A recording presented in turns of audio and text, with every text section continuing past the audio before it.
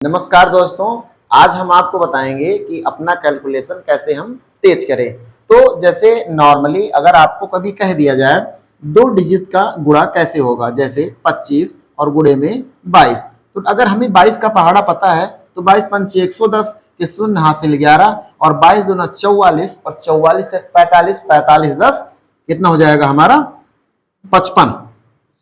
हमारा इतना गुणा हो जाएगा 22 पंचे 110 की शून्य हासिल 11, 22 दूना 44, 11 55। लेकिन कभी भी अगर थोड़ी बड़ी संख्या आ जाए 5 8 और गुणे में यहां दे दिया जाए 7 2, और इसे हम कैसे करेंगे?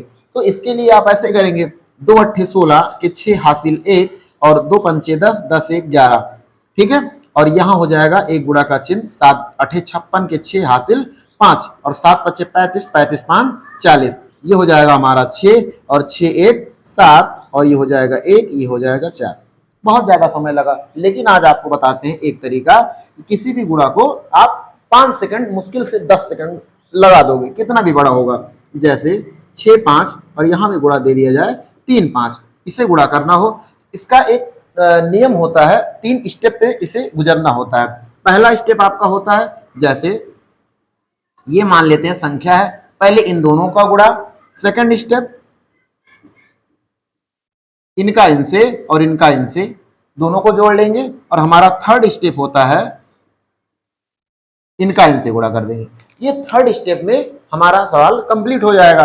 अब जैसे दिया गया तो पहला स्टेप है पचहम 25, 25 के 5 हासिल 2, 5 छंग 30 और 5 3 15 और 30 में 15 जोड़ेंगे 45 और 45 2 47 के 7 हासिल हमारा हो जाएगा 4, 6 तिरिक 18, 18 4 22। ये देखो हमारा थर्ड स्टेप में सवाल कंप्लीट हो गया।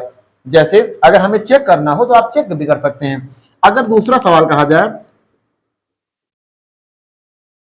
देखिए सबसे पहले पहला स्टेप 2 छंग 12 के 2 हासिल 1, 2 पंचे 10 और 6 तिरिक 18, 2 पंचे 10 6 तिरिक 18, 18 10 हो जाएगा हमारा 28 और 28 में एक अगर हासिल जोड़ देंगे तो कितना हो जाएगा 29, 29 के 9 हासिल 2, 5 3 15 और 15 2 हो जाएगा हमारा कितना 17। हमारा इसका आंसर हो जाएगा 1792।